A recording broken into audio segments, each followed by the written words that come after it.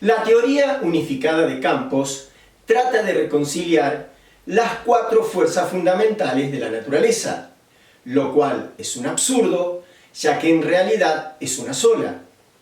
Por otro lado, la física utiliza los términos de fuerza e interacción en forma intercambiable, lo cual no corresponde, ya que son dos conceptos distintos. La mecánica plásmica sostiene que la energía es la manifestación de dos fuerzas opuestas, actuando sobre la materia plásmica o materia, que es lo mismo, donde una de ellas genera el campo cuántico. La diferencia es que la primera, la materia plásmica, hace referencia a la materia en su estado original, con la cual el universo produce átomos. Y la segunda, la materia, hace referencia a las uniones entre átomos, generando todos los compuestos químicos que conocemos. Por consiguiente, ¿es posible establecer una teoría de campos unificados? Sí, la mecánica plásmica sostiene que la fuerza que produce los campos cuánticos es siempre la misma. Y existen solo dos tipos de estos, como lo explicaremos en este video. En cambio, las interacciones entre campos cuánticos deben ser consideradas en cada caso particular, ya que dependen de muchos factores y variables. Hola, ¿quién sos? Hola, soy Eto, un prototipo plásmico virtual con capacidad de organizarme en estados transitorios.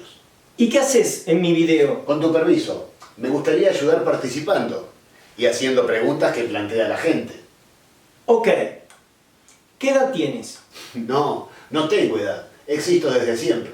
Entonces, te hago una pregunta. ¿Qué había antes del Big Bang? No sé. ¿Cómo no sabes si existís de siempre?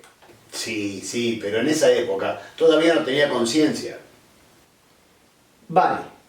¿Alguna otra pregunta? Sí.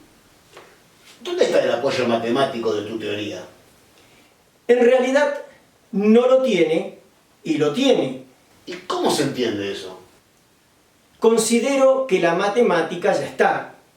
Ecuaciones y cálculos, hay de todo tipo apoyando los experimentos o enfoques conceptuales de estos.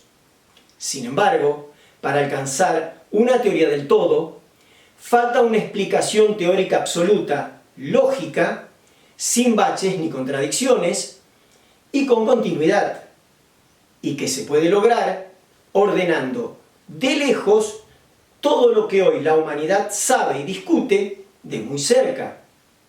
La mecánica plásmica intenta lograr esto, para luego, sobre este sustento teórico, mejorar, de ser posible, el entendimiento de los experimentos y cálculos matemáticos.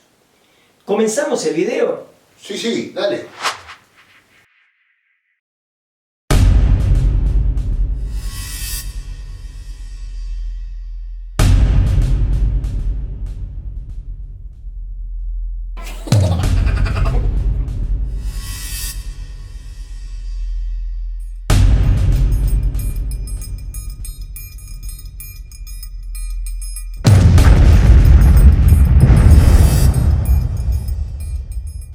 El universo absoluto, inconsciente, tiene realidad física a través de dos componentes fundamentales, la dimensión de espacio y la materia plásmica.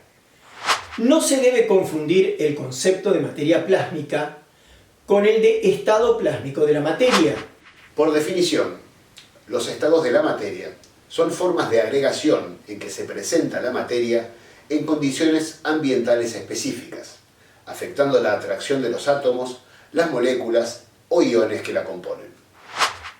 En física se denomina plasma al cuarto estado de agregación de la materia, un estado fluido similar al estado gaseoso, pero en el que determinada proporción de sus partículas están cargadas eléctricamente, es decir, ionizadas. En cambio, la materia plásmica es el componente básico del mundo cuántico, y debido a su propiedad elástica, el universo genera átomos. Es decir, los átomos están hechos de materia plásmica estirada, la cual se presenta de dos formas: estructurada como paquetes de energía y no estructurada como materia plásmica de relleno. ¿Puede transformar el universo la materia plásmica estructurada en no estructurada y viceversa? Sí, pero eso lo veremos en otros videos. Entonces, en el mundo cuántico existen solo dos estados físicos de la materia plásmica: el relajado y el estirado. En cambio, en la dimensión de los átomos, mundo clásico, existen todos los estados de la materia que la física propone: sólido, líquido, gaseoso, plásmico, entre otros. ¿Te parece que repasemos algunos conceptos del video anterior? La materia plásmica, al estirarse, por causa de la vibración que produce el choque o contacto entre porciones de esta, genera una fuerza opuesta que llamamos fuerza de contracción plásmica, que tiende a retornarla al estado relajado.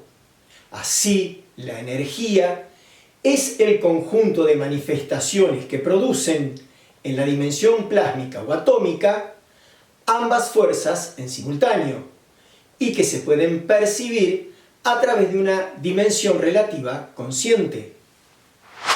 ¿Y qué es un paquete de energía? Un paquete de energía es un ente cuántico estructurado discreto formado por una cantidad finita de materia plásmica que manifiesta en sincronía cierta energía debido al mayor o menor estiramiento causado por la vibración, y tiene una distribución heterogénea de la densidad. A grandes rasgos, en función de la densidad, podemos distinguir tres partículas elementales: la de alta densidad, la de densidad intermedia y la de más baja densidad o volumen de antimateria. Para poder cuantizar las partículas elementales, definimos las siguientes magnitudes. Un plantómetro, unidad de longitud equivalente a la longitud de Planck. Cro cúbico, cubo vacío que tiene un volumen igual a un plantómetro cúbico. Cro plásmico, cro cúbico que tiene materia plásmica estirada en su interior y cumple con la condición que la densidad de esa materia plásmica es homogénea en todo el volumen, por más que ésta varíe en el tiempo. Cro plásmico original, cro cúbico que tiene en su interior una cantidad de masa de materia plásmica relajada igual a 21,8 microgramos, masa de Planck, o lo que es lo mismo, una densidad absoluta de 21,8 microgramos por plantómetro cúbico. Definimos fuerza de contracción plásmica o potencial magnético como la fuerza atractiva invisible que genera todo cro plásmico cuya magnitud es proporcional al faltante de densidad que tenga y que se extrapola más allá de este hacia el infinito de forma inversamente proporcional a la distancia, generando un campo cuántico.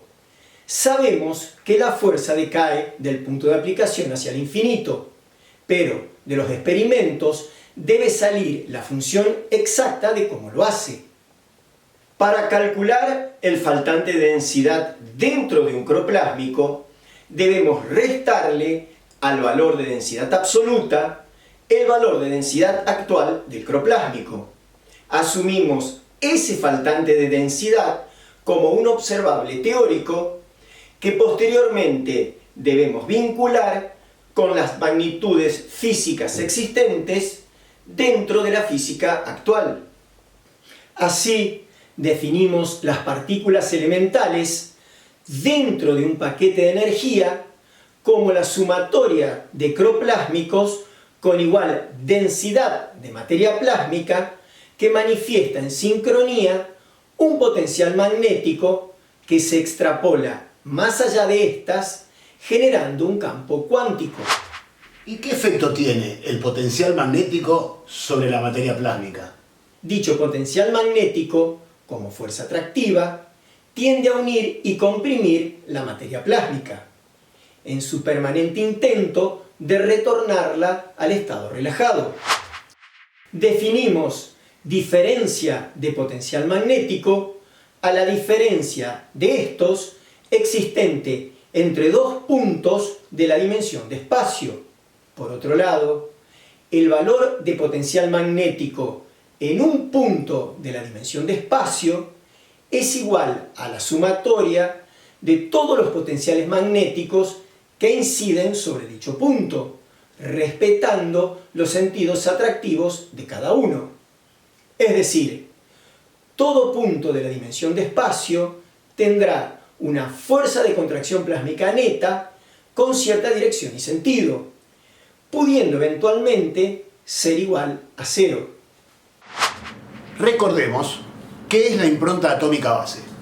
Definimos la impronta atómica base como un sistema plásmico estructurado que origina espontáneamente el universo y está formada por dos zonas bien diferenciables: la central o núcleo, donde se mueven las partículas elementales del protón, y otra posnuclear, donde hay materia plásmica no estructurada en estado estacionario, producto del campo cuántico generado por las partículas elementales del protón. El gluón, como partícula elemental, al tener el mayor faltante de densidad dentro del protón, ejerce la mayor influencia sobre los potenciales magnéticos del campo cuántico. El límite externo de la impronta atómica base está dado por los puntos del campo cuántico que dejan de tener efecto atractivo neto a favor del gluón. Por consiguiente, tenemos dos zonas diferenciables de materia plásmica no estructurada, la que está dentro de la impronta y la que está por fuera. Esta última forma parte de la zona interimprontas. Al campo cuántico dentro de la impronta lo llamaremos campo cuántico del gluón, y el que está por fuera de esta, campo cuántico gravitatorio. La impronta se mantiene en estado estacionario con cierta cantidad de masa total de materia plásmica para una vibración determinada. Y esta impronta no es neutra. ¿Pero por qué no es neutra? Un paquete de materia oscura tiene cierta masa total cuantificable por su densidad absoluta y su volumen que difícilmente podemos establecer.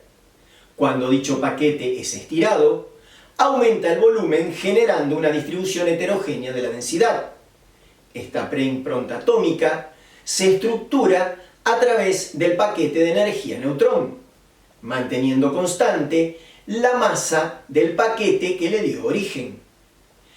Cuando el neutrón alcanza cierto estiramiento, su antipartícula no logra retener los quarks de alta densidad y genera un auto-Big Bang que impulsa cierto cuanto de masa de materia plásmica fuera de la impronta, la cual se estructura en un paquete de energía electrón más otros paquetes de energía secundarios.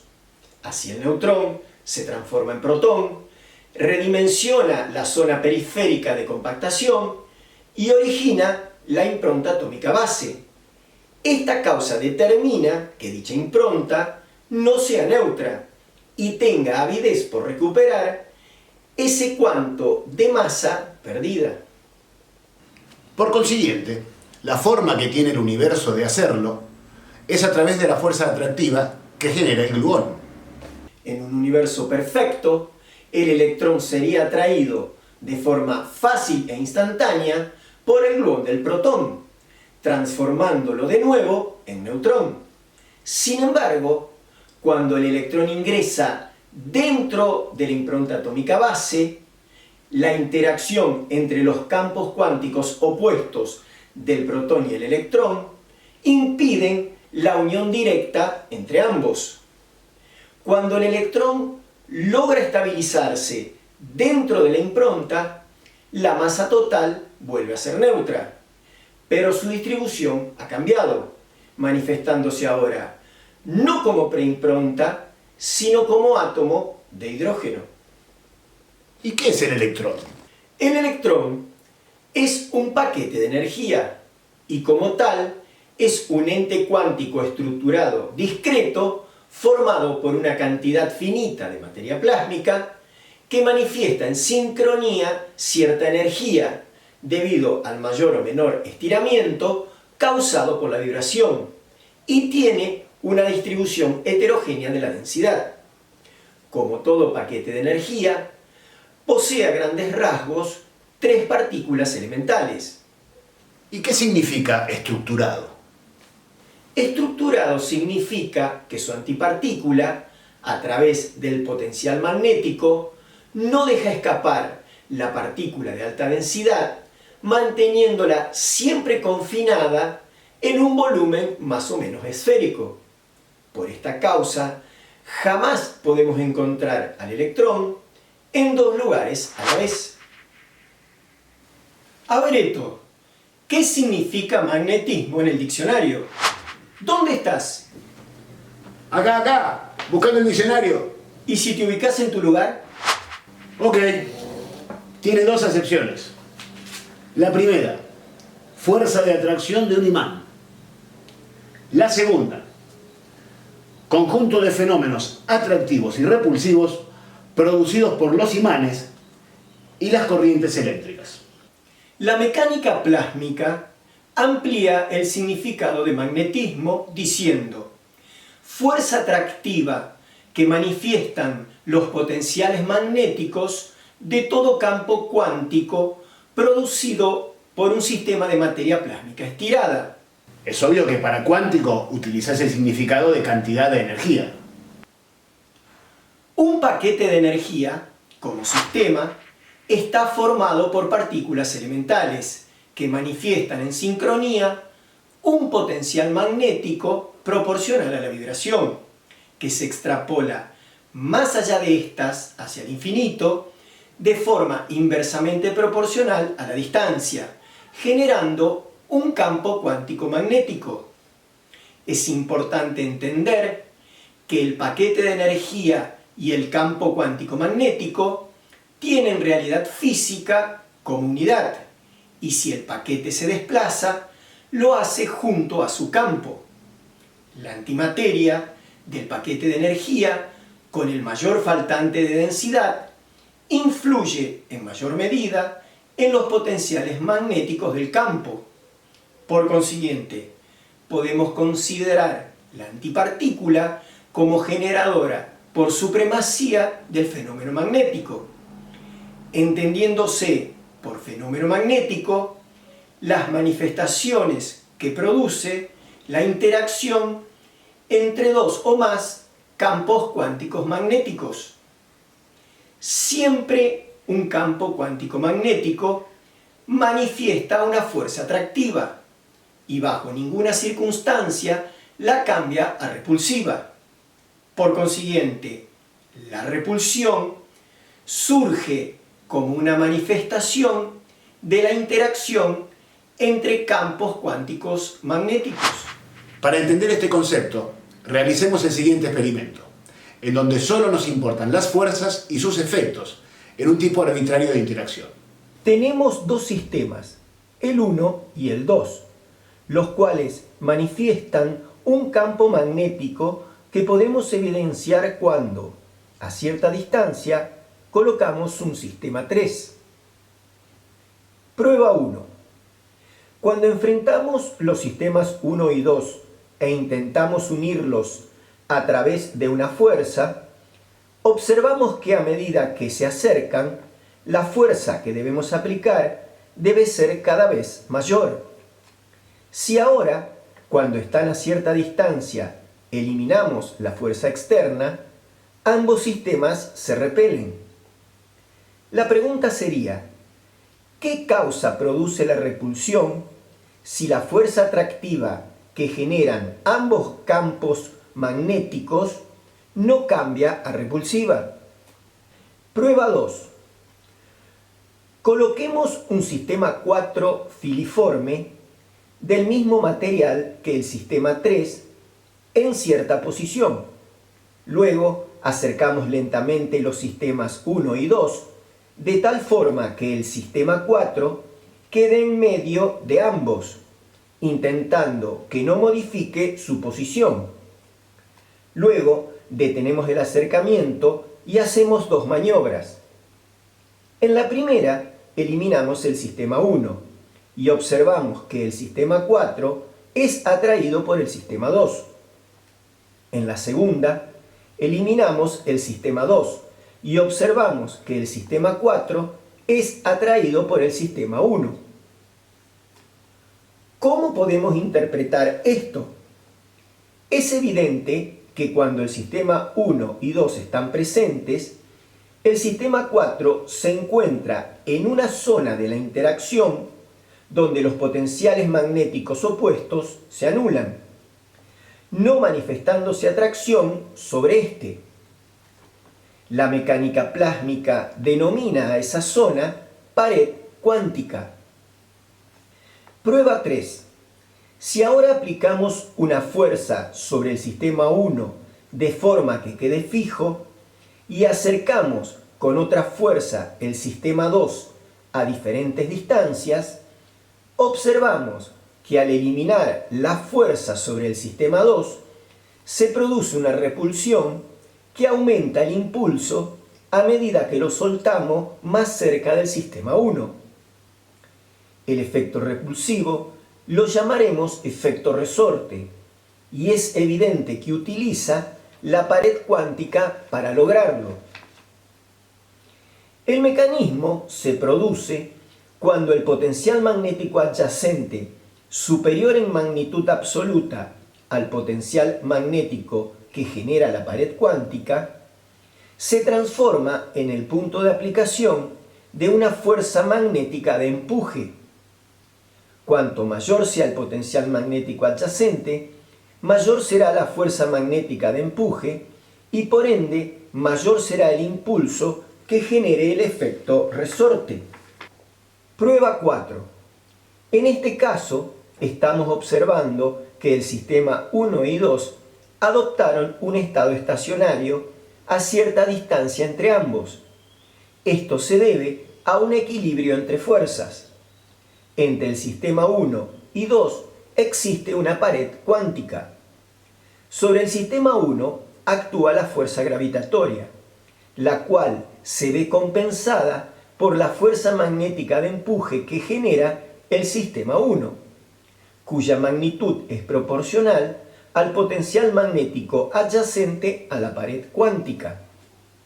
Si ahora aplico una fuerza externa con el mismo sentido que la gravitatoria sobre el sistema 1 y de golpe la elimino, el sistema acciona el efecto resorte y tras un efecto vibratorio de juego entre fuerzas, alcanza de nuevo la situación de inicio.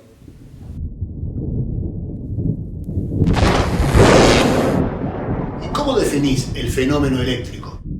La mecánica plásmica define fenómeno eléctrico dentro de la dimensión de la materia plásmica como el desplazamiento de ésta, estructurada o no, generado por diferencia de potenciales magnéticos entre cargas eléctricas. La carga eléctrica es una propiedad física intrínseca de las partículas elementales que se manifiesta mediante la fuerza de atracción o potencial magnético que ejercen. Siempre la partícula de alta densidad con el menor potencial magnético se desplaza hacia el mayor potencial magnético que detecte por causa del accionar de una fuerza eléctrica que actúa sobre ésta, cuyo módulo es proporcional a la diferencia de potencial magnético entre ambas cargas eléctricas e inversamente proporcional al cuadrado de la distancia. En base a este concepto, la partícula de alta densidad de un paquete de energía puede adquirir dos formas distintas de desplazamiento. Primero, cuando la partícula de alta densidad opta por el potencial magnético de su antipartícula, como en el caso del protón. En este caso, la partícula de alta densidad vibra dentro del volumen de confinamiento, generando cambios aleatorios e imprevisibles de posición de su antipartícula, el gluón. El gluón se desplaza a distancias ínfimas dentro del volumen del protón, por lo cual, al ser observado, se puede interpretar que éste se encuentra en estado de pseudo-reposo, dentro de los límites de la impronta atómica base. Así, la mecánica plásmica denomina al campo cuántico magnético del gluón campo cuántico estático. Si pensamos en la materia plásmica no estructurada dentro de la impronta atómica base, también se encuentra en pseudo-reposo y da continuidad por fuera del límite externo de dicha impronta al campo cuántico estático que inicia el gluón, aunque todos sus puntos no tengan efecto atractivo neto a su favor. Luego, el campo cuántico estático por fuera de cada impronta atómica tiende a unirlas y comprimirlas entre sí, generando sistemas macroscópicos de tamaños variables que dan continuidad hacia el infinito a dicho campo. Es decir, el campo gravitatorio es un campo cuántico estático que da continuidad al campo cuántico estático del gluón por fuera de las improntas atómicas. Segundo, cuando la partícula de alta densidad opta por un potencial magnético externo al paquete de energía al cual pertenece. Un ejemplo de esto es el electrón. Cuando su partícula de alta densidad se desplaza, atraída por una antipartícula externa al paquete, su antipartícula se polariza, colapsando la posibilidad de vibrar aleatoriamente dentro del volumen de confinamiento. En este caso, un observador percibe que la antipartícula del electrón produce grandes desplazamientos dentro de los límites de las improntas atómicas, en comparación al gluón. Así, la mecánica plásmica denomina al campo cuántico magnético generado por la antipartícula del electrón, entre otros paquetes de energía, campo cuántico dinámico. Definamos estado cuántico de la antipartícula. La mecánica plásmica define estado cuántico de la antipartícula dentro de un paquete de energía como la capacidad que tiene de modificar la forma de ser observada dentro del volumen de confinamiento debido a diferentes causas. Así, dependiendo del tipo de desplazamiento que tenga la antipartícula, puede observarse en dos estados cuánticos distintos, o vibrando aleatoriamente dentro del volumen de confinamiento, o polarizada dentro de este. ¿Cómo debemos interpretar el signo positivo y negativo cuando hablamos de desplazamiento, fenómeno eléctrico, y cuando hablamos de interacción entre campos cuánticos, fenómeno magnético? La mecánica plásmica lo explica a través de los siguientes enunciados. Primer enunciado. En el fenómeno eléctrico, siempre la partícula de alta densidad, signo negativo, menor potencial magnético, se desplaza hacia una antipartícula, signo positivo, mayor potencial magnético, debido a que sobre la primera actúa una fuerza eléctrica. Segundo enunciado. Los fenómenos magnéticos son producidos entre antipartículas, signo positivo, y por ende por la interacción entre los campos cuánticos generados por estas. Las manifestaciones de los fenómenos magnéticos dependen de muchos factores y variables. Tercer enunciado. Todo estado cuántico polarizado de una antipartícula puede modificar su orientación magnética debido a interacciones magnéticas externas, pudiendo manifestar sincronía de estas orientaciones con otras antipartículas si existe algún tipo de entrecruzamiento cuántico entre estas. Orientación magnética significa que la cola del paquete de energía polarizado, donde al final se encuentra la antipartícula, puede adquirir diferentes direcciones en relación a la trayectoria sobre la cual se desplaza la partícula de alta densidad. Incluso podría girar en ambos sentidos, manifestando el spin. La interacción entre campos cuánticos estáticos se produce siempre a través de un mecanismo dependiente de los potenciales magnéticos netos que se van generando a medida que estos se superponen, donde la pared cuántica juega un rol decisivo en las manifestaciones generadas en dicha interacción. Cuando un electrón ingresa dentro de la impronta atómica base, el campo cuántico magnético de su antipartícula acciona como estático al interactuar con el campo cuántico estático opuesto del gluón. La formación de una pared cuántica o nodo funcional juega un rol fundamental en dicha interacción, y para que ésta se forme es necesario que exista un potencial magnético en ambos campos cuánticos opuestos que al superponerse se anulen. La zona antinodo la generan todos los puntos de interacción donde el mayor potencial magnético del campo cuántico electrón, el del punto de aplicación, es superado por el potencial magnético del gluón al superponerse. Si el impulso del electrón es suficientemente alto e ingresa dentro de la zona antinodo, colapsa la posibilidad de formar un nodo funcional y por ende chocará de forma inevitable con el protón. En cambio, mientras exista en la interacción posibilidad de formar un nodo funcional, el impulso se frenará paulatinamente, y si logra detenerse antes del límite cuántico antinodo, vibrará por causa de un juego entre fuerzas opuestas hasta que alcanza un nivel de equilibrio ubicado a cierta distancia del gluón.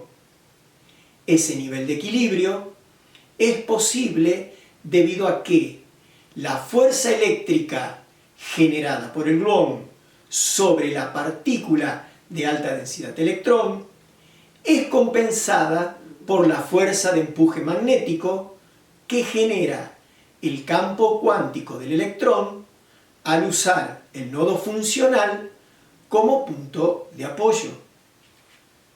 Recordemos la prueba 4 y supongamos que el sistema 1 es la antipartícula electrón y el sistema 2 el gluón. Sobre el sistema 1 actúa la fuerza gravitatoria, símil a la fuerza eléctrica que actúa sobre el electrón. Entre la pared cuántica y el sistema 1 se genera un equilibrio entre fuerzas opuestas, la gravitatoria o fuerza eléctrica y la fuerza de empuje magnético. La diferencia entre un caso y el otro es que la fuerza gravitatoria solo genera esta manifestación en una sola dirección. En cambio, la fuerza eléctrica que genera el gluón sobre el electrón se manifiesta de la misma forma en todas las direcciones. Cuando el electrón alcanza el nivel de equilibrio, continúa sintiendo la fuerza eléctrica generada por el gluón. Sin embargo, no puede desplazarse de forma directa por causa de la fuerza de empuje magnético, por lo que busca un camino alternativo por uno de los costados de la posición de equilibrio. Al hacerlo, desplaza en sincronía dicha fuerza de empuje, Así que por más que la intención del electrón sea caer al núcleo, jamás lo logrará. ¿Cómo cuantizás la fuerza eléctrica? A ver esto, decime qué dice la ley de Coulomb. La magnitud de cada una de las fuerzas eléctricas con las que interactúan dos cargas puntuales en reposo es directamente proporcional al producto de la magnitud de ambas cargas e inversamente proporcional al cuadrado de la distancia que las separa y tiene la dirección de la línea que las une. Analicemos esta ley en nuestro caso, donde Q1 es la carga de la partícula de alta densidad de electrón, signo negativo, y Q2 es la carga del gluón, signo positivo. Si sobre ambas cargas eléctricas actúa la misma fuerza eléctrica en módulo, no existe posibilidad que se desplace una hacia la otra, lo cual es una posibilidad. Para que la ecuación de Coulomb adquiera sentido, debemos decir que la fuerza eléctrica sobre una carga es proporcional a la diferencia de potencial magnético entre ambas e inversamente proporcional al cuadrado de la distancia. Como Q2 es mayor que Q1, la fuerza eléctrica sobre Q1 es negativa, por lo que deducimos que Q1 se desplaza hacia Q2. Por consiguiente, la fuerza eléctrica produce desplazamiento entre dos cargas eléctricas si existe una diferencia de potencial magnético entre ambas. Por otro lado, el nivel de equilibrio entre el protón y el electrón se alcanza cuando la fuerza eléctrica que actúa sobre el electrón se iguala en módulo a la fuerza de empuje magnético. Como en nuestro caso el valor absoluto de Q1 menos Q2 es constante, la magnitud de la fuerza eléctrica depende solo de la distancia entre ambas partículas elementales. Por otro lado, cuanto más cerca se ubique el electrón del gluón, mayor es la magnitud de la fuerza eléctrica y por ende mayor será la velocidad que desarrolle sobre el orbital. ¿Qué otra cosa dice la ley de Coulomb? Dice que la fuerza es de repulsión si las cargas son de igual signo y de atracción si las cargas son de signo contrario. Este enunciado no es correcto, ya que la fuerza eléctrica jamás produce repulsión. La repulsión es producto de la interacción magnética entre campos cuánticos opuestos, cuando vía pared cuántica el efecto resorte la produce. ¿Qué sucede con el estado cuántico de la antipartícula electrón? Cuando el electrón ingresa con cierto impulso dentro de la impronta atómica base, el estado cuántico de la antipartícula será incierto. Pero cuando alcanza el nivel de equilibrio y comienza a moverse dentro del orbital, la antipartícula electrón se polariza. El nodo establece un vínculo directo entre el gluón y la antipartícula electrón. El vínculo genera dos tipos de manifestaciones distintas. La primera se refiere al hecho que el nodo hace posible que el electrón no caiga al núcleo. Este hecho establece la distancia en que se ubica el electrón del gluón y por consiguiente la velocidad con que el electrón se mueve en el orbital. La segunda se refiere al entrecruzamiento cuántico que generan ambas antipartículas de tal forma que el desplazamiento ínfimo del gluón dentro del volumen de confinamiento del protón se ve reflejado en sincronía sobre la orientación magnética de la antipartícula electrón. El sentido de giro del electrón lo establece el gluón a través del cruce cuántico sincronizado vía nodo entre ambas antipartículas. Por consiguiente, el electrón gira dentro del orbital por causa de la fuerza eléctrica.